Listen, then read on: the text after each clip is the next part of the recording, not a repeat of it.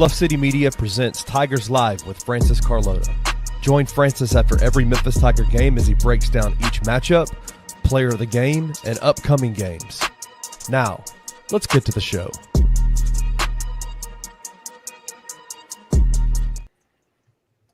What's going on, everybody? Welcome to Tigers Live, presented by Bluff City Media. I am Francis Carlotta, joined by Kenny Stubblefield and Roman Cleary after the Memphis Tigers just beat Michigan State 71-63 to advance to the Maui Invitational Championship game. Guys, how you doing? How you feeling? We're in the finals, baby. Yeah, and it's a big opportunity, in terms of, resume, status or whatever coming up for Memphis, regardless of who they end up playing, because they're gonna get either number 4 Auburn or a rematch with North Carolina in that championship game. So yeah, a massive opportunity coming up here for Memphis. I mean, regardless of what you thought, would take place here in Maui, I can hardly imagine that anyone, for the most part, thought Memphis is going to end up in the championship game here. But that's what's taking place because they've just played so well in these past couple of days. I'm sitting here just like, hey man, this is what the Tigers do, baby. What they just do. win. They beat blue bloods, man. This is what we do. Like, I don't know why anybody – actually, I was telling Francis before we started, I was actually more nervous before this game for some reason. And I think that potentially it might be because it was like the expectations going into the UConn game because of who we thought UConn was, right? 2-time defending national champion. And you go – the Tigers, if they just go, their defense is phenomenal. If they just go and compete, right? And ultimately ended up winning that game. And then tonight I was like, this team is good. And I want them to win. And they could beat Michigan State. Like, Michigan State has very clear deficiencies in certain parts of their game. And my thought was, I want to see them win. So I was nervous tonight, man. I was more nervous tonight than I was yesterday, I think. Yeah, I definitely see where you're coming from, Kenny. I was personally more nervous before UConn, but after they've showed to us that they can play the up and down game where they shoot in the high 50% from the field, they continue to shoot lights out from 3. They can outscore UConn at that level. That's sort of calmed me down for this game because I anticipated this one to be basically what we saw, to be way more grinded out, way more gritty, more defensive minded. And y'all, we know that this team can win those games. They did it 4 games to start the year where it was defense first. They're going to lock you up, and then they're just going to execute on the offensive side. They're going to get looks from their guards and PJ Haggerty and Tyrese Hunter. And then the other side, they're just going to lock you up on defense. This is just what this team does. I'm pretty calm. Pretty calm right now after this one. Go ahead, Roman. I'm sorry. Yeah, but the thing about it is that in the midst of this grinded out style that we're seeing this Memphis team play, they're still able to pull off the flashy stuff, right? They can still hit the step back threes, the shots from the logo, the dunks and what have you. I mean, we saw, Haggerty and Hunter and Cisse all finish through contact at some point in this game. So the electric offense on top of, the grinded out defense that we're seeing on that end is really what's making this team what it is right now. Hey, real quick, before we go any further, you know how big this game is and how what the Tigers are doing right now in Maui. We brought out the big guns in terms of guests today. We have Matt Infield coming on later. Matt Infield, if you don't know him, you are living under a rock. The dude is the best in the city at what he does. Love Matt. He'll be on in the next segment. But I've had people texting me saying, send me the link, bro. I'm coming in. So, Roman, I'm going to say bye to you for a second, and I'm going to bring in a very special guest into the show. Tigers Untapped, Trey Lastly is in the building. Trey, you're muted, brother. Oh my God. No, we can't hear you. And there's an echo. That was an epic fail. God bless America. What is wrong with him? That's what y'all booted me for. The No, disrespect, honestly. Roman, I am so sorry we booted you for that. Roman, his decision. I want to make an announcement. I got limited time on here anyway because this press conference coming up in a few minutes. I want to make an announcement. And y'all boot me out for someone who can't even get their phone to work, man. No Tigers Untapped, but I mean, come on, bro. Tigers Untapped is now hosted by Roman Cleary and TJ Willis. No, I'm just going to Trey Lasley. He's done. That's right. I'm trying to take Trey's spot now. But no, man, what a game, man. What a game. King Meeks. Hey, if you are in the comment section, if you're watching this over on Twitter, please come over to the YouTube channel, like, subscribe, comment. We are in here. We'll see your comments. We'd love to have you come in here and talk with us. But we've got, one of our favorite guys, Francis, is in there. Wayne Kelly, Coach Wayne Kelly. This Tiger team has grit on both ends of the floor. We expect Penny coach teams to grind on defense, but also grind on offense with shot makers. That last part, I think, Francis, is massive. This team has shot makers, unlike I think teams in the past that Penny has had. No question. And sorry to cut in here, but the difference is that this particular team has multiple shot makers, shot makers plural, not just one. Like, for example, like you can point to like the 21-22 team, even the 22-23 team with Kendrick, or last year's team. Like that team those teams had a shot maker, but this team has shot makers plural in Tyrese Hunter and PJ Haggerty and Colby Rogers, and even a guy like PJ Carter at times who can just sink all these free throws at the end of the game. Apparently, that's just an unfamiliar sight for Tiger basketball fans. I'd like to say, just someone who can just calmly walk up to the charity stripe and knock all them down. Definitely a welcome presence there for Memphis. But go ahead, Francis. Yeah, definitely. Countless shot makers. They are so good at creating space, hitting tough shots, getting downhill, finishing over the tall trees of any interior line. These guys are really impressive. They've shown so much to – I know they've shown a lot to y'all. They've shown a lot to me. They've shown so much to the entire city of Memphis. All Tigers fans, what this squad can do. All I'm going to say is if you're still doubting the talent of this team, then stay on that side. Like I'll just be very clear, stay on that side. I don't want to hear it. This team is proving thus far that they're the real deal. They hit clutch shots, they defend their butts off. They seem to really buy into what Penny Hardaway's coaching, and they seem disciplined. I think this team is a much more threat in March. Even at the peak of last year's team, this team is way more of a threat than last year's team, even when they were ranked 10th in the country. This team seems for real. Do y'all agree? Yeah. Coach Wayne also said, don't forget Dane. I'm telling you, like, yes, we are going to highlight, Tyrese and PJ and Colby as kind of a three-headed monster in terms of just shot-making ability. But Dane's ability to – it's like – we talked about the narrative around Jordan Brown all last year was he goes against what Penny wants to do on the offensive end of the floor. I think with Dane, you're seeing what he thought Jordan Brown was going to be. And that's somebody that in a pinch, in a moment where you needed where you needed a bucket, you have a guy who you can slow down because defenses can adjust, man. Like when you have shot makers on the perimeter that get to the basket, like defenses adjust to that.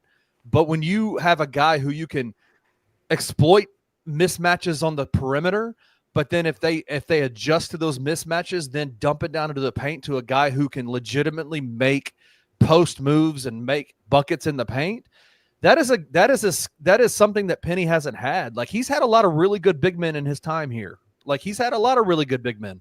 I mean, Jalen Duren is a perfect example. James Wiseman for the three games that he played with Memphis is a great example. Precious Achiuwa was a great example.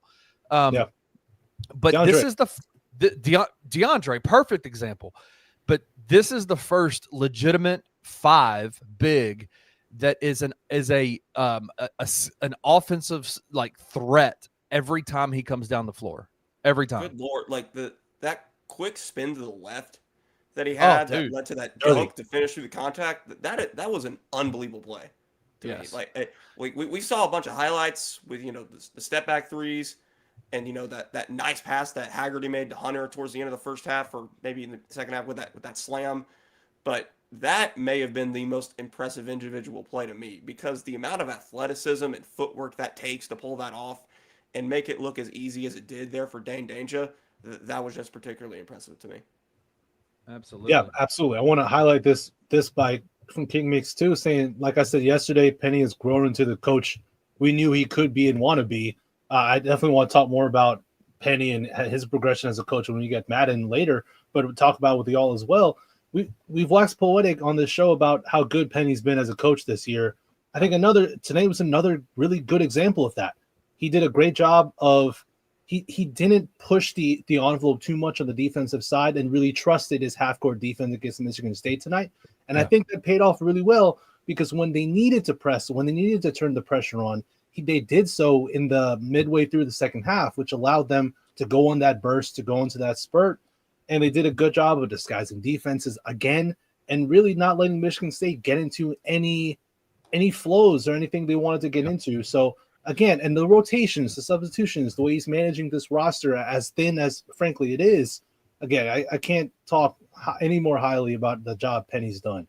Yeah. It's a huge testament to Memphis to be able to battle through the foul trouble they did as well. In both the first and second half. In the first half, you have Dane just sitting out the majority of it, if not all of it, pretty much with 3 fouls. Rogers was out for a good bit with those 2 fouls.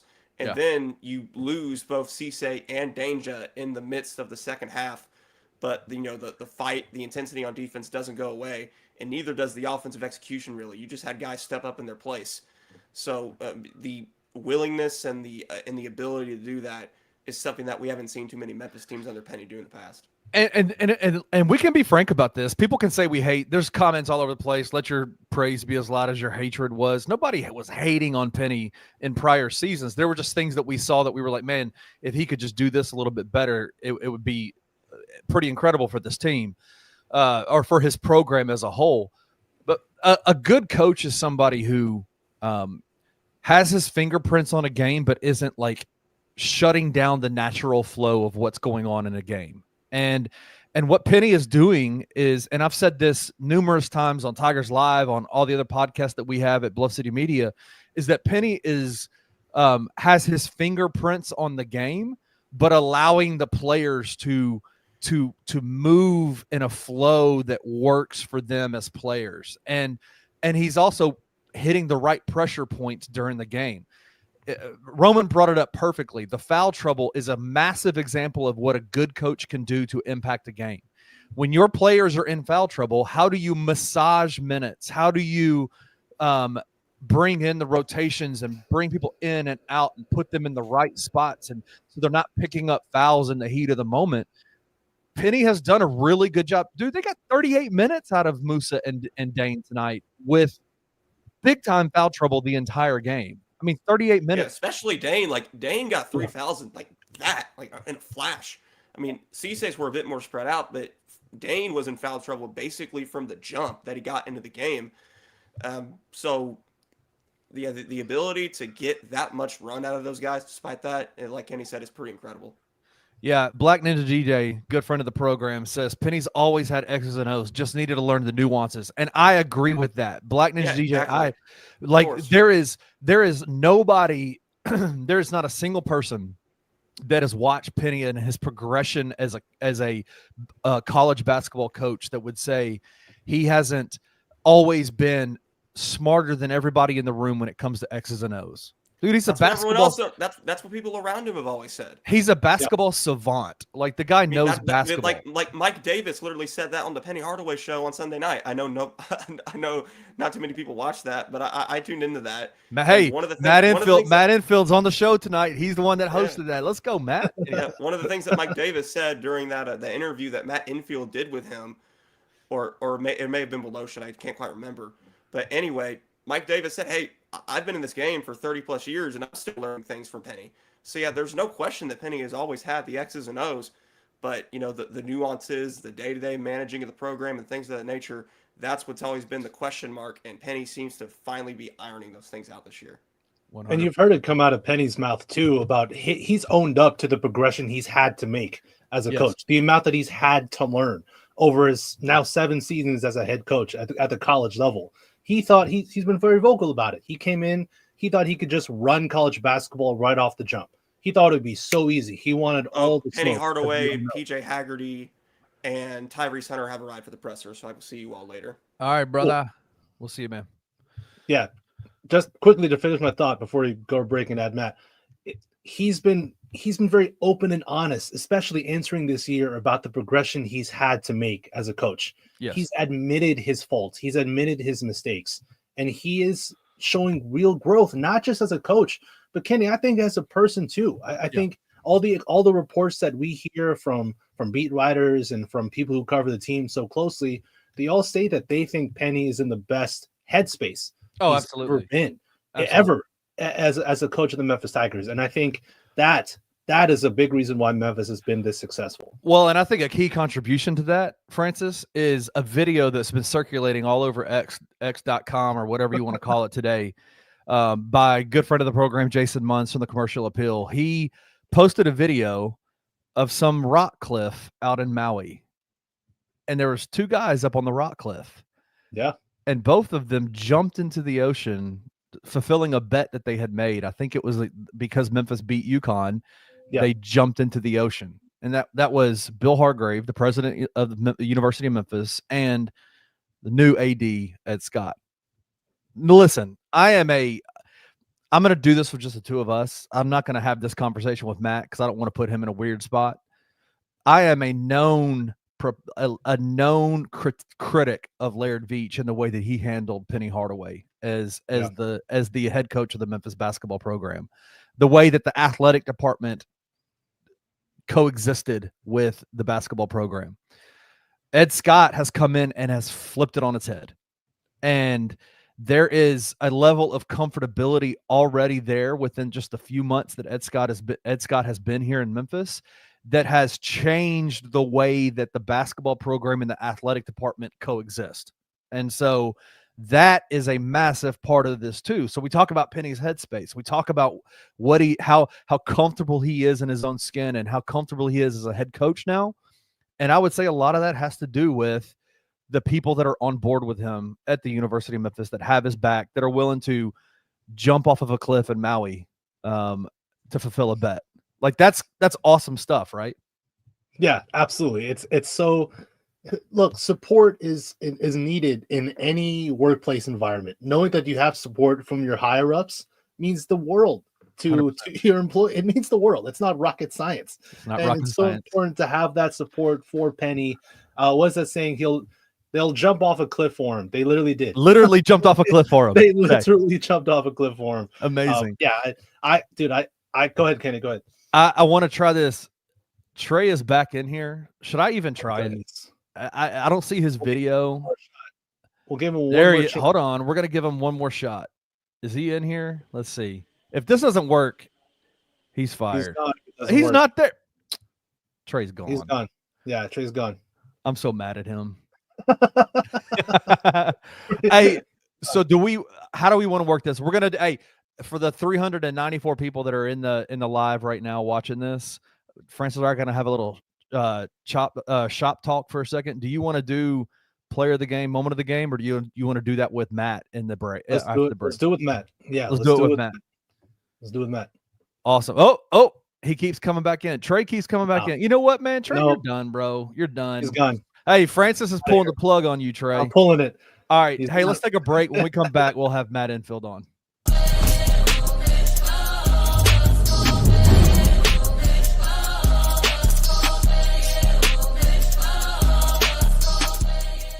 Jake has had a great season, all things considered. Jacob Arabia in his 3rd season. He's showing the league, the Grizzlies fans, that he is a competent NBA player, and I'm okay with that. Like, you know, like I'm fine with just that he's proven that he's an actual player in the NBA, because he was not showing us that for the last couple of years. He's been a very pleasant surprise, and almost a necessary surprise.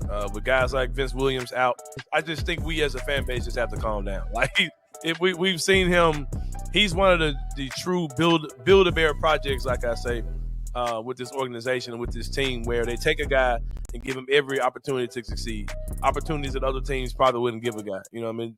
Most teams, a guy like Jake the Raven would not have made it to this point. So, like I said, he's gone from being a guy who's looked terrible to a guy who's looked like a competent NBA player. And I'm fine with just kind of stopping it right there. Tune in to The Anthony Sane Show, Wednesdays and Fridays at 12 p.m. weekly on the Bluff City Media YouTube channel.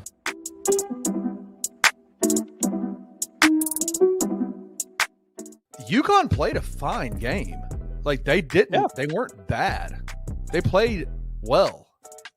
Tigers Both teams better. played very well.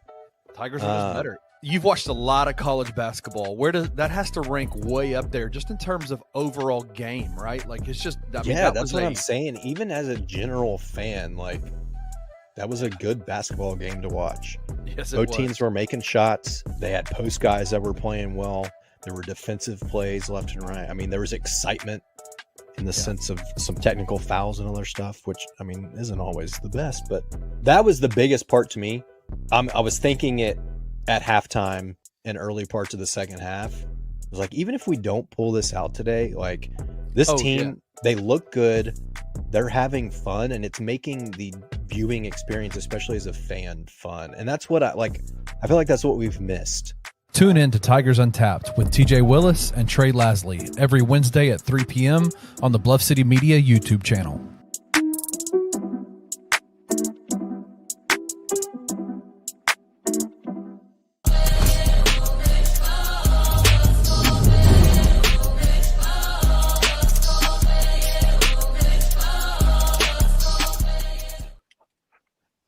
I'm sorry.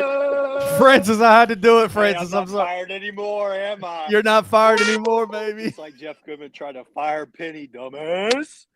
That's Dan Hurley and Tom Izzo. 2 days. Tomorrow we're getting Bruce Pearl or Dilbert Davis. We're going 3 for 3. You said his name is Hubert Davis. Trey. I called him Dilbert Davis. I know what his name is. Trey. Hey, we were plus 6,000 to win this jump. Let's go win the whole thing. Wow. I love it. I'm on with Joe having. I'm just having wins. That's right. That's Like all we Jameis. do in the Like Jameis. Hoop City. Hey, I'm missing bat time. I got to go, but I love y'all. Go All right. Tigs. Hey, get to the forum next week. Support this team. That's right. Boom. The professional is on, baby. Let's go. Gentlemen, what's going on? Dude. Sorry about Matt that. Infield. Matt, I'm sorry, dude. Listen, I had to bring him on just to get the kindergarten. Third time was a charm. I mean, the first 2 times he tried to jump on were not all that good. So third time was a charm there. I brought him in just for a second, but then I needed to get to you, man, because you're the professional, man. I got to talk to you, bro. That's quite the stretch, but I appreciate the compliment nonetheless. Man, what a game, dude. Matt, tell us, man. What's your thoughts, man? What are your thoughts on the game? Kenny, how much Kenny and Francis, both of you. By the way, I appreciate you guys having me on. Francis for the invite, first time been on with you. Kenny, you know you're my guy, but man, just both of you, just how much different this team is compared to last year. Like, this is so much more fun to watch, and I know that's kind of waxing nostalgia a little bit, just in terms of because the start of last season it was fun because they were getting up for non-conference games and David Jones, Javon Quinterly, whatnot, were balling out, but just the lack of competitive spirit for most of those guys in conference play was just so it was just such a tough watch. And listen, this program, I don't know if Penny didn't have much benefit of the doubt after last season, but he said he got dogs, he got guys that are going to compete on defensive end. And he said the fact that this team was together from the beginning of June, which is something he never had before, was going to make a big difference. And I know a lot of people didn't believe him after the offseason, but all that is coming true so far. I mean, this win was cool. Obviously, yesterday is could be a season-defining win or could send you on that way. But to follow it up, I think today's pretty impressive too because I said I would not have blamed that team one bit if, we just took down the 2-time defending national champs, the number 2 team in the country. We're in Maui, this freaking beautiful place. We're good for the week. Mission accomplished. But no, they want all the smoke and they're hungry for more. So, man, you got to be impressed. Well, and I think this Michigan State team, what are they known for, Matt? They're known for physical, offensive rebounding, drives to the basket, which is kind of like when all of us have been in school before in our lives, right? Like we know if a bully is going to bully you, what's the way to get back at them is to bully them back, right? As one legendary Memphis basketball would say, I bully bullies. I bully bullies. Get bullied. That's right. Or bullies get bullied. Yeah, sorry. Something along those lines. And so Michigan State came in with that's their reputation. That is Tom Izzo's. Yeah, that's Izzo to his core. Yeah, 100%. That's what he does. And so there was a level of like you could understand if you go and play a team like UConn yesterday. They shot a lot of threes. That's what they do. They're kind of a finesse team. They don't have 7'4" giant or 7'2" giant on their team anymore. And you look at this Michigan State game and you like they're coming off of the high of winning against the two-time national champion, coming into a game where they could easily, if they don't have their guards up, could easily get punched in the mouth in a way that they haven't been yet. And yet the Tigers withstood that punch in the mouth, and they punched. They not only did they withstand it, they took the body blows. They dished them out big time tonight.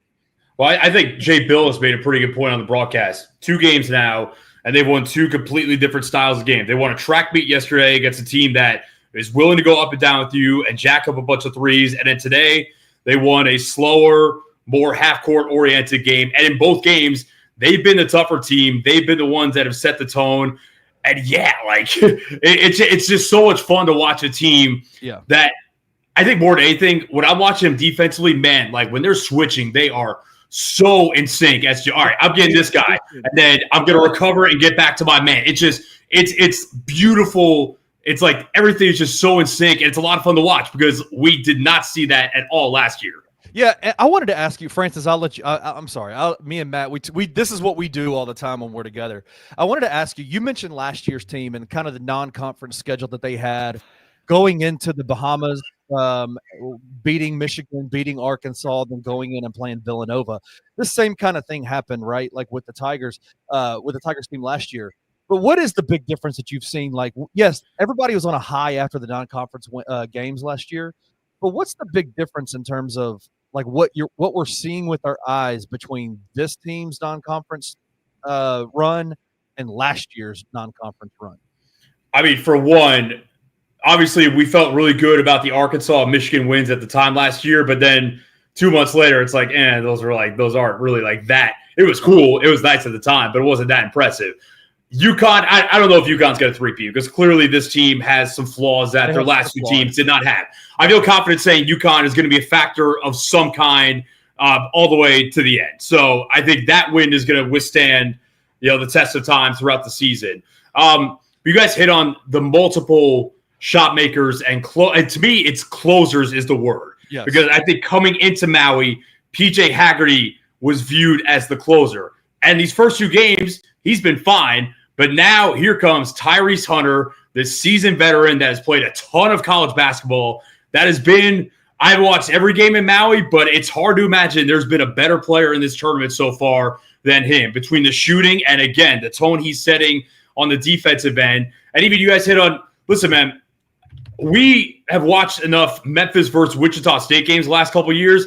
I thought that Colby Rogers addition was pretty underrated throughout the offseason. Maybe not as heralded as PJ Haggerty, Tyrese Hunter, Dane Danger.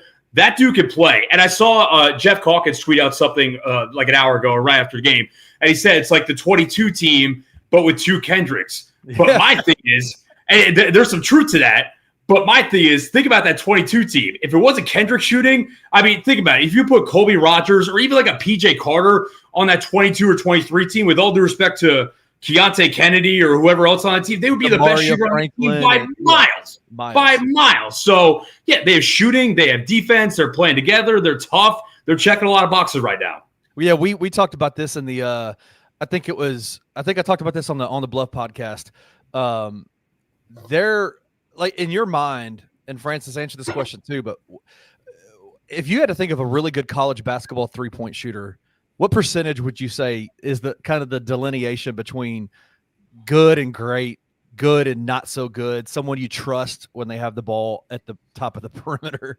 NBA average is like 36, I think. So maybe I'll knock it down to like 33. I would say 33 is like average. So like if you're upper 30s, I'd say you're good. And if you're low, I can't imagine there are a ton of 40% 3-point shooters in college, but like that would be like elite to me. the Tigers' worst 3-point shooter is PJ Carter, and he's shooting 37% from the 3-point line. Yeah. That's what I asked. So we asked Petty about this. By the way, I know Roman's going to go back and watch this. I just have a little issue with him saying not too many people watch Petty Hardaway show. That's not true. That is not true. Back that up. Listen, It's all good. It's all good. Roman has been dinged for that. I got no beef. I got no beef with Roman. I got no beef with anyone. So I'm just saying I got numbers to dispute that. But we asked Petty on the show. I'm like, dude, coming out of the third game or after the Ohio game, they were the top 3-point shooting team in the country. I'm like, did you ever think you would get to this point? And he was like, and he's adamant, like, yes, dude, like we work on shooting so much. But at the end of the day, you can become a better shooter, but I think shooting is something that you just kind of have where you have to work on a lifetime of. You don't have the horses for it. Right. You kind of don't have the horses for it, and that's not going to change. But clearly they do this year. I have a lot of things to say because there's a lot of things I want to respond to everything that y'all said. One, to y'all talking about how cool it is for Memphis to win 2 different types of basketball games. That's exactly what I said at the jump. That is the first thing out of my mouth, because that shows to me that they can play against literally anybody in the country. They can match up 1 through 5 against anybody in the country. Now, does Memphis have the depth that they need to withstand the whole regular season and make a deep run in March? We'll see. But this starting 5, 1 through 5, that starts the floor, and then you sub in Danger or Cisse, whoever's the 6th man. That is a top 6 that I'll take against anybody. At this point in time, I'll take them against anybody because they can play multiple different ways. They can be effective in multiple different ways. 2, talking about how impressive their non-conference schedule has been. This is just Maui. Do you know who else they have scheduled? Yeah. This schedule is hard. They play their next game after Maui as Louisiana Tech, and yes, Louisiana Tech, but they're still they're the preseason favorite to win Conference USA. And then they go at Clemson, they go at Virginia, they face a ranked Mississippi State team, a ranked Ole Miss team, and then they start conference play. What's their first conference game? At FAU. Like this schedule is a beast.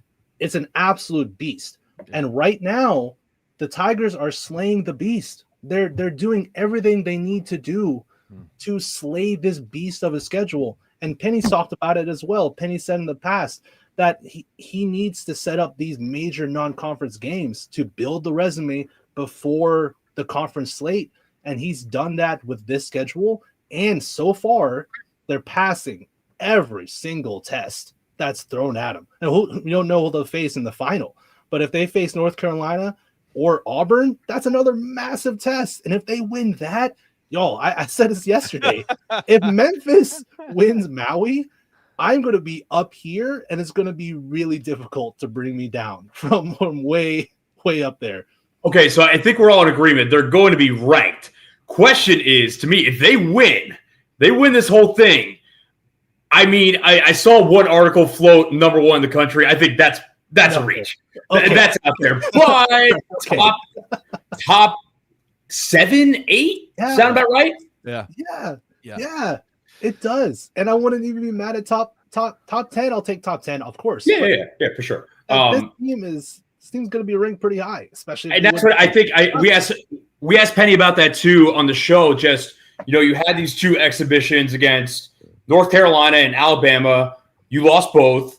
North Carolina game was pretty competitive. Alabama got away, and then you made a game in the second half. You shot terribly in both of those games. Obviously, it's been the opposite of that in these games. But I think this has been a real litmus test of how far they've come in what was the St. Classic? I think October 15th. So in 5-6 weeks. Crazy. And now they're taking down the number 2 team in the country, and we'll see what happens tomorrow against a top 5 team in the country or a top 10 team in the country.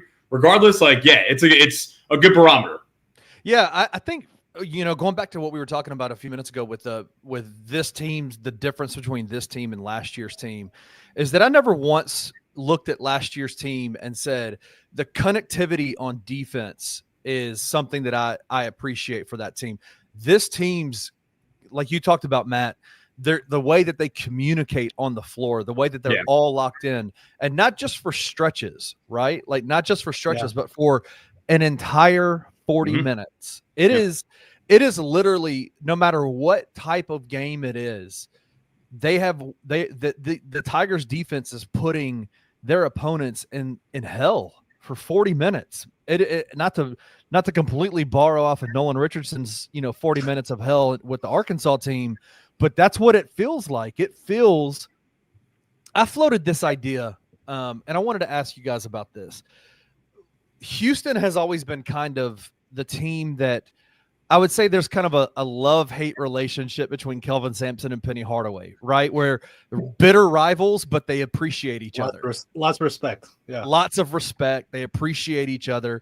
And every time Penny talks about Kelvin Sampson, he talks about him in terms of like the culture that he's building at Houston. And I think it's so interesting to me that the way that he talks about them, it feels like he was saying kind of in his own way, this is what I want my team to look like. Like, this is what I want the culture around my program to be. A team that is the identity is known on the defensive end of the floor, that you are going to be in hell when you play us on the defensive end of the floor. You're going to be in hell. And offensively, we make it work, right? Like, that's kind of what Houston's success has been. They've had some really dynamic, Quentin Grimes being one of them, dynamic offensive players. But their identity has never strayed away from they're just a phenomenal defensive team. And it feels like that this team is that first time I've seen a team of Penny Hardaway's kind of fit that mold where they have dynamic scorers. I would say that they have like probably better scorers than what Houston might have had like in their heyday. That's a stretch. That's tough. Jamal Shedd, Quentin Grimes. Yeah, I was gonna say Marcus Sasser too. Marcus Sasser, tough. Sasser. So maybe that's a stretch.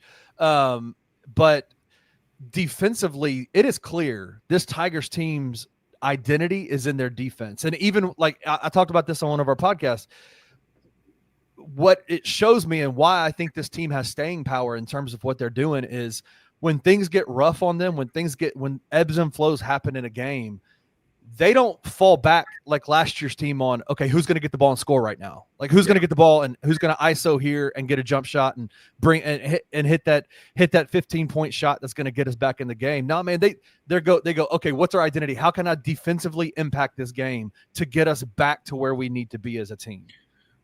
Yeah, and I think something that stands out to me is, I don't know if PJ Haggerty is the best defender on this team, but PJ Haggerty surely plays hard on the defensive end, and he's not consistently, with all due respect to David last year, David was a hell of an offensive player, and I think David got too much blame for how things went down at the end of the season. My man made a lot of like lapses defensively, just like little like slips in concentration. Next thing you know, there's a wide open 3-point shooter. There's a wide open cut to the rim. The point guard last year, again, I like Javon. Like, on a personal level, like Javon was cool with me. Javon was not a great defender. Javon was consistently checked out on the defensive end. So for your best scorer this year, again, I don't need PJ Haggerty to be Tyrese Hunter, but you do need him to be locked in, especially if they're going to switch like this and everything kind of has to be in concert. You need him at least engage on that end of the floor, and he has been more than that so far. So, yeah, I completely agree. Tyrese is a better offensive ALO on the defensive side. Wow, that's nice comp, dude. And that's a compliment. Yeah. That's just Tyrese on the defensive side. His ball denial skills are so good. I mean, it is so hard to just get the ball to the guy who he's guarding because he will deny all day long, and he will stick with you. It's like white on rice. He will stick on you like nobody's business. Yeah. What I love about this team is, yes, defensively, they're phenomenal. I think they should be a top 20 defense when this season's all said and done at worst. They have a real shot at a top 10 defense, I think. This team is locked in on the defensive side. But I also still want to talk about the offense a little bit because offensively, there are so many different ways they can score. They can score getting downhill, drawing fouls, getting to the line. They can score on the perimeter. One of the best 3-point shooting teams in the country thus far. It's a shock, of course. No one expected that, but they are thus far. And Penny thought they would be, so look at them. Penny was right. And then not just that, they have Dane Danger on the block, who you can just throw him the ball, and if they don't double Dane Danger, that's basically 2 points every time. You have to double him, or he will just cook you because his footwork is so good. His feet are much quicker than you expect from a guy of that size. But he's also looked trimmer. He looks like he's lost a little bit of weight after Illinois. He looks to be in amazing shape. Again, Roman talked about it earlier, but that spin move, that baseline spin and slam, come on. That's amazing. And it was so fleet of foot. It looked too easy. So this Tigers team on offense has multiple ways to score.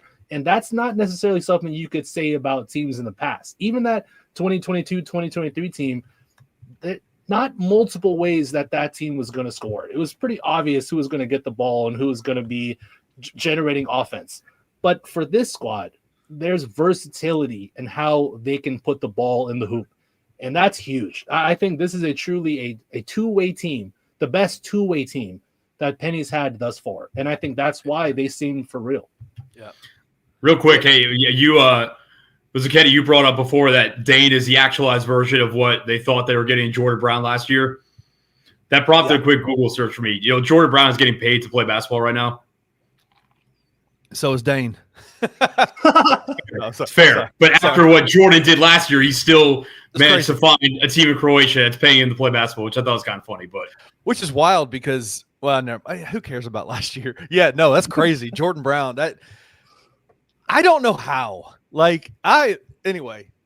Hey, I'm sure Jordan has a great family, and I'm sure they love him dearly. Yeah, it just absolutely. Yeah, wildly underwhelming last year, but yes. That is wild. That is wildly disappointing. Kenny, Matt, give me y'all's player of the game. Give me y'all's player of the game, guys. Kenny, you want me to take it first? I mean, it's got to be Tyrese Hunter, right? Yeah. Because when I do it, I got to show y'all something. We're gonna talk our shit a little bit on this show. So go ahead, Matt. So he's made 12 of 20 shots from 3 in 2 games, 5 of 10 today. I will say them Maui rims are soft. I mean, you could get some favorable bounces on those rims, and he's taking advantage of it. But the rims are the same for everyone on the floor. So do your thing, Tyrese, and then obviously defensively, Francis, you talked about just the motor he plays with on that end, just making life hell for whoever he's guarding, not letting them get easy catches, picking them up full court when the time calls for it, the switching, the rotations. I mean, he's been everything the Tigers could have asked for and more, especially over the last two games. So, yeah, it's got to be Tyrese Hunter. Matt, you're a public figure. You get a lot of comments in your Twitter or in your X, in your YouTube stuff that you do. You get a lot of comments. Is one of the more aggravating things that you get to experience is when people say things with confidence that have zero basis to back up what they're saying. And it gains traction. Like people start to go, oh my gosh, what does this person know that I don't know? Have you ever experienced that before? Yeah, all the time. I mean, okay. they're just, when you work in this day to day, stuff, and some of it you could share publicly. Some of it you kind of have to keep either to yourself or in a professional setting because that's just how the business goes. But yes, all the time. So there's a group out there in the YouTube world, and they're so boring that they've self-titled themselves Sleeper Media. Okay, and they had a clip today that went around Memphis that I wanted to show y'all. Hunter will have an awful stinker performance today. And I don't even think that's necessarily anything Michigan State will do. Now, don't get me wrong. You guys have great. Hold on. Play one. Tyrese Hunter will have an awful stinker performance today. And I don't even think that's necessarily anything Michigan State will do. Now, don't get me wrong. In the Sam. Old takes exposed. Old takes exposed. My problem with that clip, I saw it earlier. It was like the way, the tone that he said it with was like he had something personal against Tyrese. It's weird.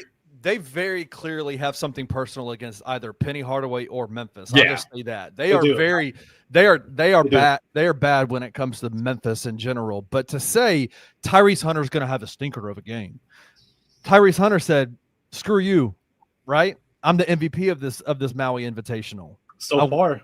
Right? That's what – so clearly, if he's the MVP of the tournament, he's the player of the game tonight. Yeah. I mean, it's got to be. It's just incredible. He's incredible. That actually transitions to my moment of the game because my moment of the game was his N1 3. with 4:54 left in the Memphis took a timeout at 4:54 left in the second half. Memphis was just up 7, and it kind of felt like, the UConn game where Michigan State started to make a little mini comeback, and you thought to yourself, will this be the same thing? Will we now have to basically be all nervous for the last couple minutes? And then, Tyrese Hunter said, don't worry, I got this. Let me just drain this step back 3 in the face of Jace Richardson, who played solid defense, but it doesn't matter. I'm just going to hit this 3. I'm going to get fouled, and they're going to knock this free throw down. And it made it 66-55, and that essentially was game over. It was an 11-point game, and that essentially was it. This was not a close game at the end. This game was all in control. So that, to me, was my moment of the game. Do y'all agree, or do you have something else? Yeah, I'm with you there. And I think that, they've been able to withstand momentum shifts the last couple of days when UConn or Michigan State has gone on a run. They've had the counterpunch basically every time. And even obviously UConn, they raised the 13-point deficit in the last 3+ minutes yesterday. But guess what? Memphis, without their top scorer, comes back in overtime and says, we're cool. We're going to win this game anyways. So, yeah, I'm with you. That was one that definitely put the momentum back in the Tigers' side and obviously carried them to victory after that. Absolutely. I think even if I had to go contrarian on it, it would be Moose's and 1, the offensive rebound and 1. I didn't know he had touch like that, to be honest. Yeah, that was wild. That was wild. I didn't know he had touch like that. I mean, just the Tigers were battling throughout the entire game with their bigs trying to figure out and Penny did a masterful job of milking minutes out of those guys and getting them rest, getting them time off the floor so they didn't pick up fouls. Because I'll be frank with you, I thought college reffing is wildly inconsistent already, and that's my nice way of putting it. Like, I can't stand college basketball refs. Like, I think most of them have probably never picked up a basketball in their life, and so I think that it drives me crazy. But there was a level of just like, an inconsistent whistle trying to figure out, okay, man, we're crushing. Both teams are full, like bulls going at each other like this. And then Dane gets a 4th foul push in the back. That's like, he barely put his hands on the dude's back. And so it's like tough, but Penny did a masterful job of like kind of milking those minutes out of the bigs. And so for Musa to exert himself on, like, to put himself out there on the offensive end of the floor like that, get an offensive rebound, go up for the layup, get fouled, and then make the free throw was just a big momentum boost, I think, and my moment of the game. So, yeah, I love it. This was a team effort, top to bottom. Even with the foul trouble that Musa and Danger had, the rest of the squad, they took and hit big shots, just as they've done this whole season thus far. I love that you mentioned Colby Rogers earlier, Matt, because he's been a really important third piece to that guard rotation, because whenever PJ's out of the game or Tyrese's out of the game, Colby stepped up in hitting really tough shots and making them as well. And his release is so high. Like, I'm not going to imitate it because I sure as hell can't, but it is such a high release to a point where it's almost uncontestable. Like, if it's, you can't really contest that shot. So if Colby Rogers gets into a rhythm before he gets up for a shot, it's basically an automatic 2 points or 3 points if you're shooting it from deep, because he's a bucket. His release is so high. So Colby's been a very important piece, and I think he will be for the rest of the year. Man, I'll never forget being at the AAC tournament game last year where Colby hits the 3 and tells the Memphis bench. That was basically the dagger. And 7-8 months later, Tigers are the beneficiary of it. He's with us. Yeah, I mean, I've been impressed with Colby's ability to his wiggle on dribble drives. Yeah. Like, that's something that in college basketball, especially when you have a sharpshooter, a guy who's a legit sharpshooter, which is what he is. I mean, you don't shoot at the for 4 or 5 years at the percentage with the usage amount that he's been shooting. I mean, he shoots 12 a game. He's, for his career, has shot 12 3-pointers a game and has made 48% of them. I mean, that's insanity. Like, that's insane numbers. Usually in college, you don't really necessarily get someone who can also break people down on the dribble. And so his ability to do that is pretty awesome. before we close this out, Matt, I want us to discuss this. This will be the final thing. Friend of the program, Dalton Jones, he says this. So I'm gonna ask again: is this a deep tournament team, or is it still too soon? Because honestly, I'm kind of convinced already. Where are you at? Where are you at on the spectrum of convincing nation? I mean, you could see it. Like after the last few days, if you told me they go on a deep tournament run, yeah, I'm not going to push back too much. It must be said, obviously, it's really early. We're 6 games in. There's a long way to go. I do think that it's weird because this is such a clearly cohesive unit right now. I think they could stand to add one more player just for depth and insurance above anything. You know what's interesting? You look at this roster. Where's the wing on this roster? They don't really have one. It's basically all guards and big guys. They don't really have a true wing. And I don't know if they need one, but I do think that, you think about today when Musa and Dane get in foul trouble, and I agree, the refs have not been good in Maui. But then all of a sudden, you're dependent on, I think Nick can play small ball 5, but I don't know that that's kind of the ideal lineup that Penny wants to roll out there at any point. Definitely not. I think the guard rotation is pretty good for the most part, but I think they could stand to go get we'll call it a Tyreek Smith replacement essentially. because that's basically what it is. I thought you were going to say a Tyreek Smith type player, and I was like, damn it, man. I mean, if it's a Tyreek Smith type player without the handler of Tyreek Smith, then I think that the Tigers can deal with that. But yeah, I think that, listen, we went through the roller coaster last year. And I think this team is better than that team because I think that the things that this team does really well just kind of speak to basketball character and just things that travel on a night-to-night basis, especially on defensive end. But let's give it a little bit of time. Let's get into conference play and see where things stand. But if they continue to roll through the non-conference and then they start – let's call it what it is. They start waxing teams in this weak-ass league, then, yeah, I think we can start talking about them in that light. Francis, what are your thoughts, man? I'm not going to mansplain what Matt said. I'm with him. Like he got it. That's the point. That he hit the nail on the head. Yeah. The only thing I'll say is when your point about they don't have a real wing, but the guards play much bigger than they are because of how tough they defend. So I don't think they need a wing. I do think they would love another big man just for depth because we saw it today, and I think we'll see it throughout the whole season. If nothing changes, they just have to be really cognizant of staying out of foul trouble. And if they do get into foul trouble, you'll see what happened today. Luckily for the Tigers, it didn't hurt them. It didn't change the outcome of the game at all.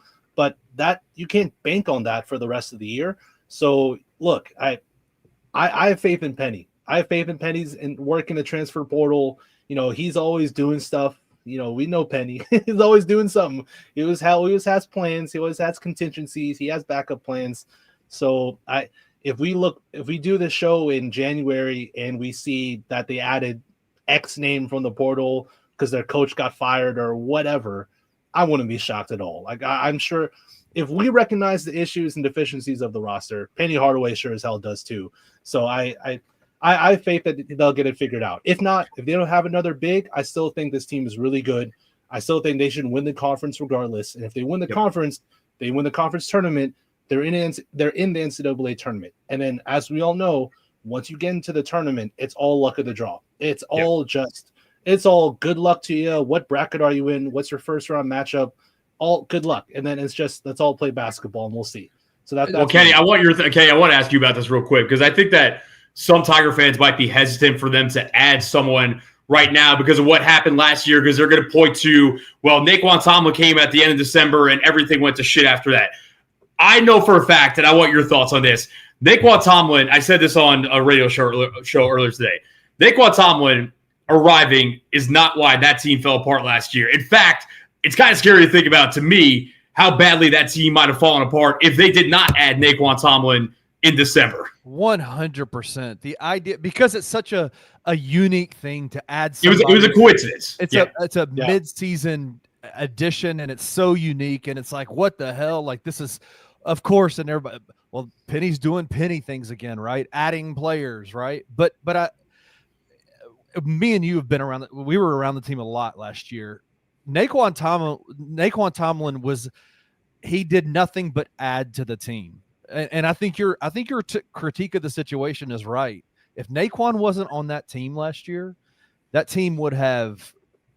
Naquan was their second best player for the last probably month and a half of the season. For the last month and a half of the season, he was their second best player, and I think that it is legitimate to say they would not have won as many games as they did last year if Naquan wasn't on the team. So I'm not afraid of adding a player as long as he fits, right? Like as long as it's a fit for the roster. I think, and I was looking up his name because I'm terrible with names, but they have a young kid on the team right now who's not dressing out because of a eligibility issue. Bona Kabe. Yeah, Bona Kabe. I honestly wonder. I think that situation is going to be fixed pretty soon. I'm wondering if that is who they're waiting to bring, like, because he's a slider forward, like he's a 197-pound forward. I mean, he's big, he's tall. I'm wondering if that might be somebody they're waiting on. It wouldn't surprise me if Penny were to add somebody, if he went and added somebody in the backcourt, to be honest with you. Like that's who I think. Like I think that they have, based on things that I've heard, that they have a lot of faith if they can get Bona Kabe on the active roster, that he will be a rotational piece for them. And if they do go look at somebody, it will be somebody that's in the backcourt, is what I think is probably going to happen. So, and to me, it does not have to be a star. No, just someone that fits, probably like a 3-and-D guy, probably a 3-and-D guy off the bench, and that's more than fine. You know who I said this to somebody the other day. If they add a guy who can do what Baraka Okoje can do without taking Baraka's minutes, then that's a guy who can come in and stabilize, who can handle the ball, a guy who can come in and lead the team, a guy who can play like really, really good defense and is basketball IQ smart like Baraka is. Baraka has been a revelation to me. I love the way he plays. I love his game. I love what he does out there for the team. He's not begging for shots. He just gets out there and he just grinds his ass off, and I love it. So I think if you can add a guy like that, that would be ideal for this team. Quickly, good Jared Harris minutes tonight when he played. Good minutes from him. Shout out Jared Harris. That impact, that steal and slam was nice. He played hard when he was called upon. So, just shout out Jared Harris. Solid impact. Sorry, go ahead. Okay. I think for me, asking this, is this a deep tournament team? One of the things that you have to be a deep tournament team, you have to be connected defensively. Because you said it a few minutes ago, Matt, defense travels, right? Like no matter where you are, whatever time zone you're in, whatever elevation you're at, whatever, defense travels. And so this team being as good and locked in and connected on the defensive end of the floor the way that they are tells me that if they do go through stretches where their offense isn't clicking the way that it has these last 2 days in Maui, I would say this team is they're going to always be in games. And I think if they are shooting the way that they're shooting, if that is consistent throughout the season, bro, like it's going to be very tough for teams to beat them. And so if that makes them a deep tournament team, then yes, I would say they're a deep tournament team based on what we've seen specifically these last 3 games. Because I go back to the San Francisco game too and say, man, that they look just as good in that San Francisco game too. So anyway, that's my thoughts on it. Again, it is way too early to have that conversation. It's way too early to make broad assumptions about what this team can do. But if you had to tell me, what do I think a deep tournament team looks like? It looks like what we've seen these last 2 days. Yeah. Well, think about what's said every year. Teams that make deep runs, that go to the Final Four, they usually have elite guard play. Yeah. And this team has that in bunches right now. They have a lot of that. Yes. Lots and lots of that. Man, listen, thank you. Matt, you're the man, dude. We appreciate you. Appreciate you guys, man. Absolutely. What a win. Hey, Francis, we jacked up the timing of the game for yesterday when we did the show. You did. You said the wrong thing. When are the Tigers playing tomorrow? What's the time? Do we know, Matt? Do you know what time they play tomorrow? They play, I'm pulling it up. They play at 4 p.m. Are we sure it's 4 p.m.? Because we said the wrong time. I'm looking at the updated bracket. I see 4 p.m. Central, 5 p.m. It says Eastern. tomorrow at 4. 4. Yeah. Okay. Yeah, 5 p.m. Eastern. Yeah, so 4 local time. Yeah. Playing the 4 winner local of time. Auburn versus North Carolina, which is a hell of a match. I cannot wait to watch that game tonight. Jesus Christ, it's going to be a fun game. And I hope it's Auburn just because it's Bruce Pearl. Yes. Yeah, I was gonna say I'm down for a good Bruce Pearl hate watch. I'm down for a good. Yeah, I'm down for that. But Matt, listen, man, thank you so much for joining us, bro. We appreciate it. Man. Tiger fans, y'all celebrate tonight, man. Good win. Tigers win. What was the score again? 71-63 against Michigan State in the semifinals of the Maui Invitational. Francis, thank you so much, brother. Yeah, man. Thanks again, Matt. Thank you, Kenny. Y'all are the best. It's always great talking with y'all. Matt, we'll do this again. We'll definitely. Absolutely, man. Invite me back whenever, as long as I'm not working. I'm down, man. Absolutely. Sounds good, man. Yeah, we'll catch y'all tomorrow after the game. All right, peace. Thank you for listening to this episode of Tigers Live. If you enjoyed this episode, like and subscribe to Bluff City Media's YouTube page. For comprehensive coverage of all things Memphis sports, head over to www.bluffcitymedia.co and find out how you can become an insider. We will see you back here next time.